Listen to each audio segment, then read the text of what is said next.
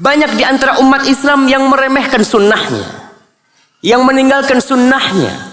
Bahkan ada yang mengejek dan menghina sunnah Rasul sallallahu alaihi wasallam. Ada, kita lihat. Kok bisa itu terjadi? Kesian mereka nggak kenal sama Rasul sallallahu alaihi wasallam.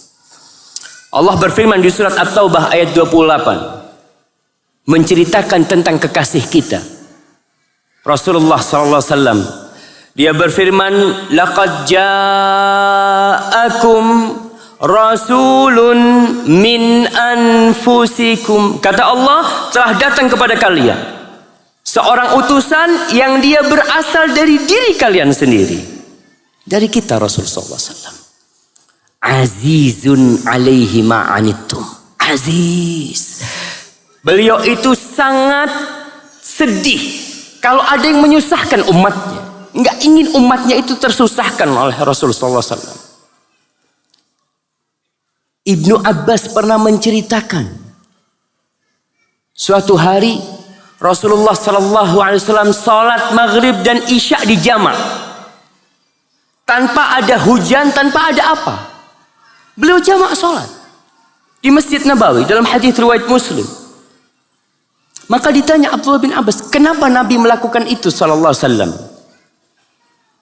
Liya'laman nas an laysa fi dinina haraj, supaya orang-orang tahu kalau agama kita ini nggak ada yang memberatkan.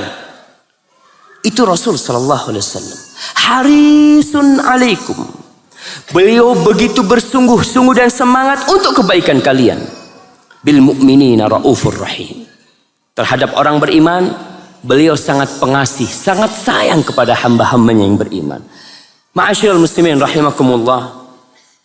Pernah suatu hari Aisyah radhiyallahu taala anha melihat suaminya. Siapa suaminya Aisyah? Betul. Rasulullah SAW. Hadiahnya udah habis, mana panitianya? Buat akhwat. Oh, buat ibunya, masya Allah, buat ibu antum. Nah, barakallahu fikum. Nah, buat ibu antum tuh. Afwan. Barakallahu fikum jemaah. Suaminya Aisyah, Rasulullah sallallahu alaihi wasallam.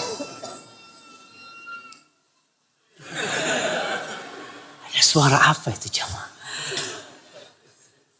Aisyah radhiyallahu taala anha melihat Nabi lagi senang. Kata Aisyah, "Lamma ra'aitu minan Nabi sallallahu alaihi wasallam tiba nafsin." Aku melihat Nabi ini lagi bahagia nih sekarang. Maka tatkala itu aku meminta sesuatu kepada Rasul SAW. Maka ibu-ibu kalau mau minta sesuatu sama suaminya, cari waktu yang tepat. Ustaz, suami ana nggak pernah seneng Ustaz. Kapan ana minta? Ada suami yang setiap masuk rumah cemberut terus kayak gitu. Tapi adalah waktu-waktu tertentu suaminya beda. Kelihatan tuh lagi bahagia tuh suaminya. Ketika itu minta sesuatu, insya Allah dikasih. Tapi kalau lagi ada masalah, jangan dimintain sesuatu. Yang ada malah marah dia. Aisyah tahu suaminya Rasulullah SAW adalah suami yang terbaik. Dan ternyata Aisyah masih berusaha untuk mencari waktu-waktu yang tepat untuk meminta. Apa yang dilakukan Aisyah? Kata Aisyah radhiyallahu taala anha, "Qultu ya Rasulullah, ud'ullah li."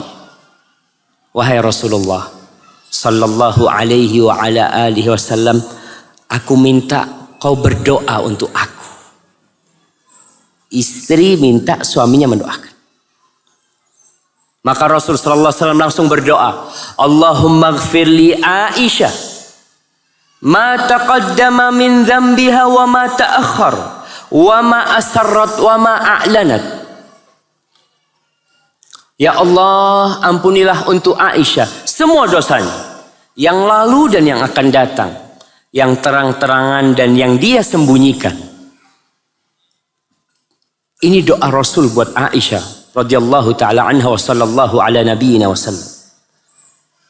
Ketika Aisyah dengar doanya Nabi SAW, langsung Aisyah ini ketawa terpingkal-pingkal sampai dagunya itu ke perutnya. Orang kalau ketawa kadang-kala sampai nekuk tuh badan. Lalu Rasul sallallahu alaihi wasallam mengatakan kepada Aisyah, "Ayasurruka du'ai?" Apakah kau senang dengan doaku? Apa kata Aisyah? "Wa mali la yasurruni du'auka." Bagaimana mungkin aku tidak bahagia dengan doa yang kau panjatkan? Ini doa Rasul SAW buat Aisyah. Lalu apa kata Nabi kepada Aisyah sallallahu alaihi wasallam? Beliau mengatakan, "Wallahi innaha la da'wati li ummati fi kulli salah." Demi Allah, tu doa yang aku katakan tadi, itulah doa yang aku panjatkan setiap salat untuk umatku, kata Rasul SAW. Bayangkan Nabi itu tiap salat mendoakan kita. Beliau mengatakan, "Allahumma ighfir li ummati." Ya Allah, ampunilah buat umatku dosa-dosa mereka yang lalu dan yang akan datang, dosa-dosa yang ditampakkan dan yang disembunyikan. Masya Allah, ana lihat sebagian sudah susah duduknya jamaah. Tapi kalau antum lihat ada yang susah, antum luaskan. Kalau ada yang mau selonjor, kasih fadl antum selonjor, gantian selonjornya. Iya, kadang-kala memang nekuk kaki itu nggak enak, tapi mau gimana lagi, masjidnya nggak cukup. Ma'asyiral muslimin rahimakumullah. Nabi mendoakan kita sallallahu alaihi wasallam. Kita pernah nggak doakan Rasul sallallahu alaihi wasallam? Iya Ustaz. Coba hari ini ana mau tanya, yang salawatnya 1000 kali ana kasih hadiah. Mana hadiah? Nah, jamaah. Baik Ustaz. 900. Ustaz, kita nggak boleh riya Ustaz. Nah, sebagian ini sudah 1200 selawatnya. Jamaah, kalau setiap kali antum berselawat, antum dapat tas. Kira-kira berapa kali kita akan berselawat buat Rasulullah SAW? Sekali kita berselawat, Allah selawat buat kita 10 kali. Bayangkan Rasul SAW pernah sujud syukur. Beliau ketika bangkit dari sujud syukurnya menceritakan kepada para sahabatnya, tadi tuh Jibril datang ngasih kabar gembira kepada aku. Bahwa man shalla alaika salatan sallallahu alaihi biha ashra.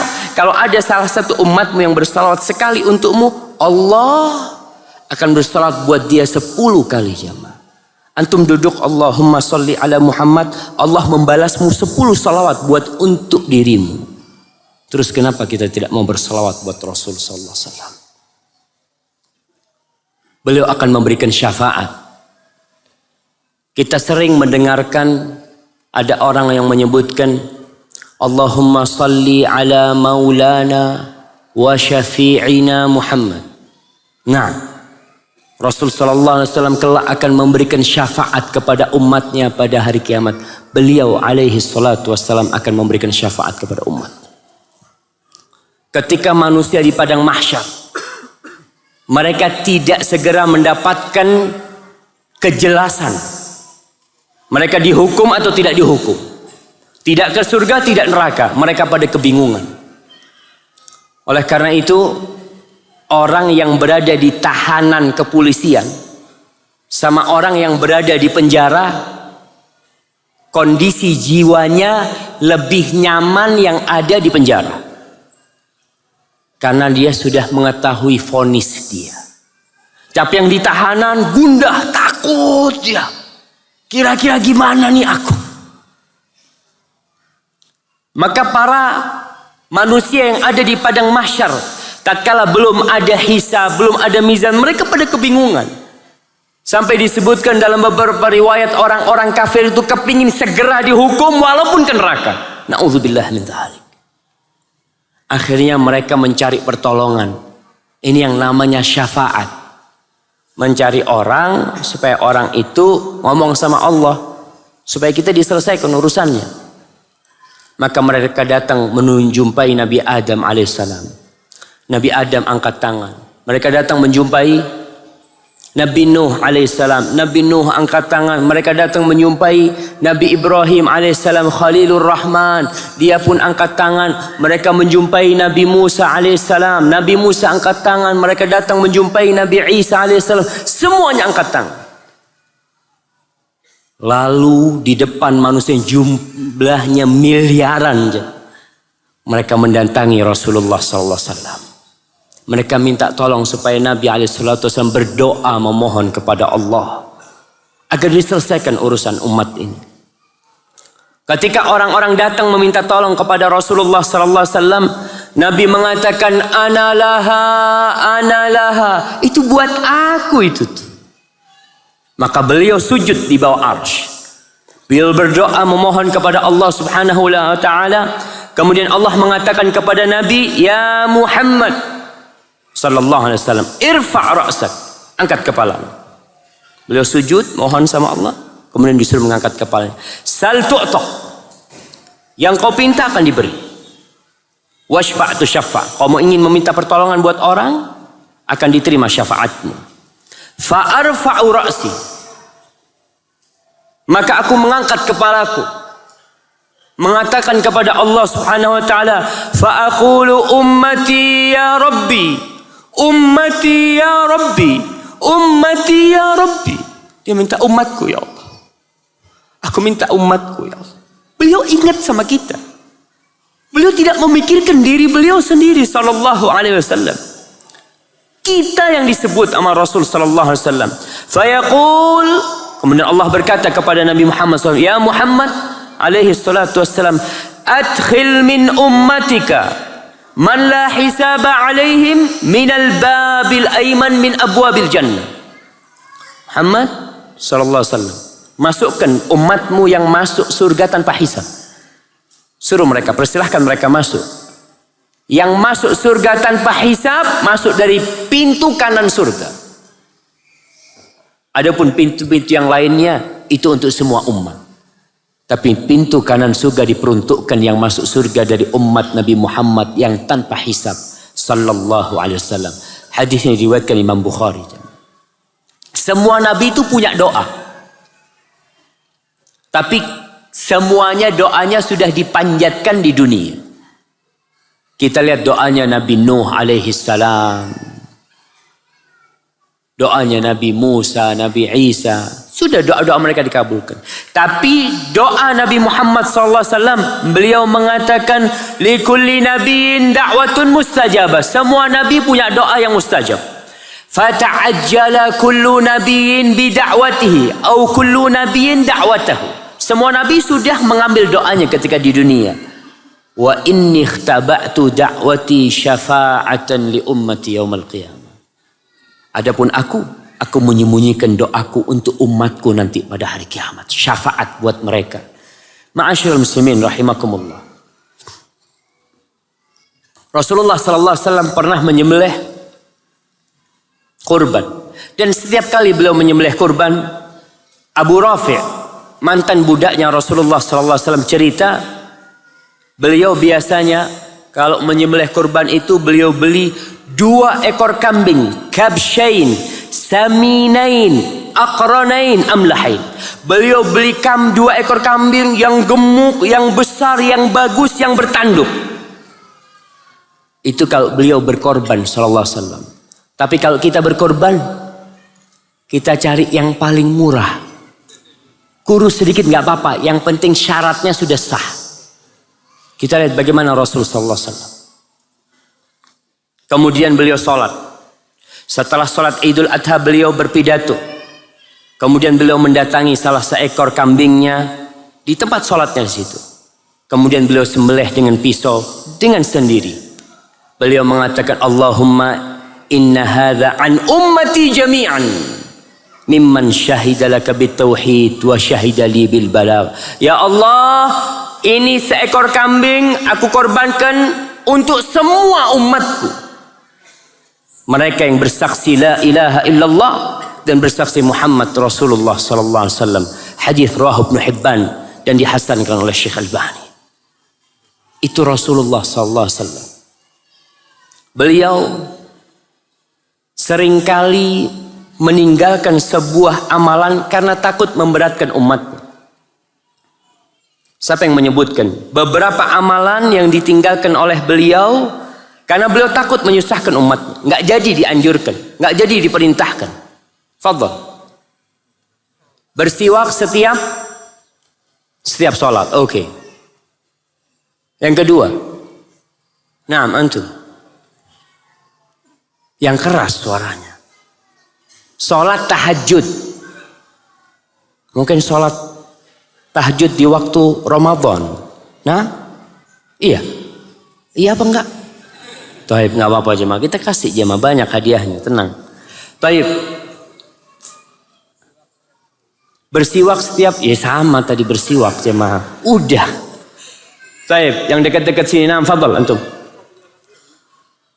Qobliyah maghrib. Enggak sih ya. Rasulullah SAW cuma mengatakan sallu qabla maghrib, salatlah sebelum maghrib bagi yang mau, kata Rasulullah SAW. Tapi beliau meninggalkan sebuah amalan karena takut memberatkan umatnya.